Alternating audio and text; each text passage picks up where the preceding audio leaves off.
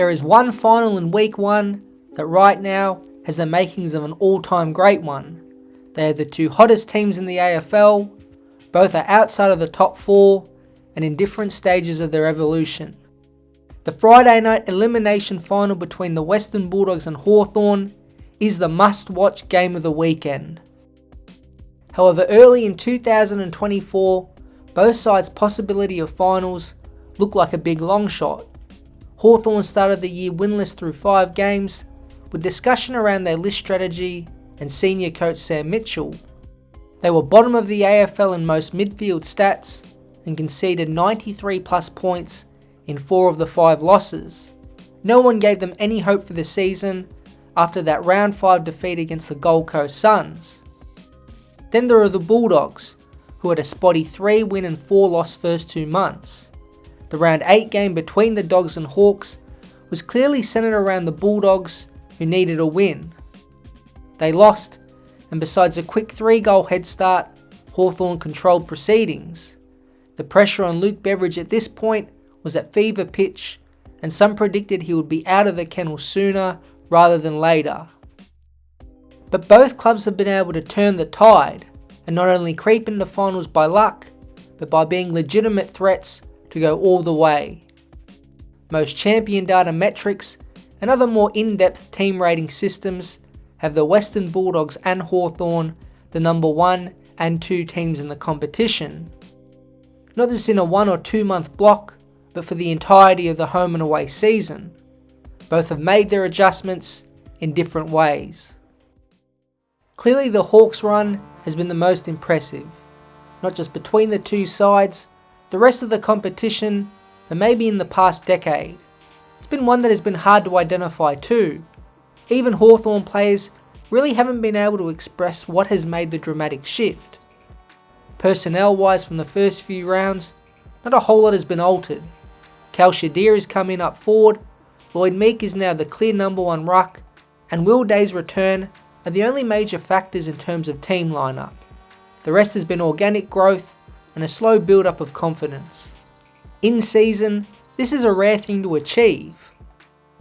The midfield group has stepped up from a horrific start. In those first 5 rounds, they were literally bottom for clearances and centre clearances 1 per game, which was a strength for them in 2023. Jai Newcomb, James Worpel, Will Day before his injury, and Connor Nash have all rebounded from that slow start.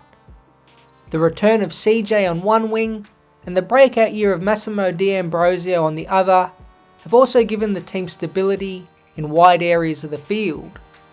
In fact, in the final 5 weeks of the year, Hawthorn were back to being the number 1 centre clearance team and 6th overall for clearances 1 per game. The other part of their system that got going is the run and carry from both the half-back and half-forward line. You can go through all the names like Kyle Amon, Jarman Impey, Dylan Moore, Josh Weddle and Connor McDonald, but they all have common traits.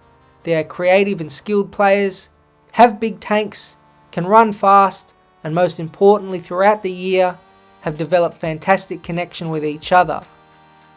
Whether it's the group celebrations, post-game photos, and youthful energy that has been embraced by the handful of senior players, it feels and looks like everyone at Hawthorn is on the same wavelength. It's similar to what Collingwood had during 2022 and 2023.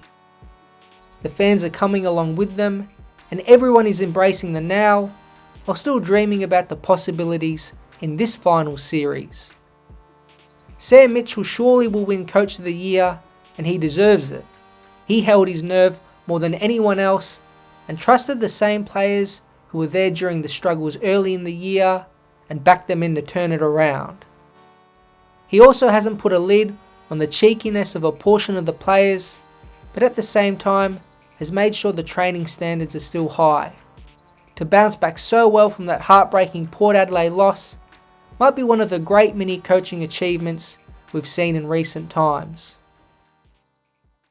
The Western Bulldogs have done it in a slightly different way.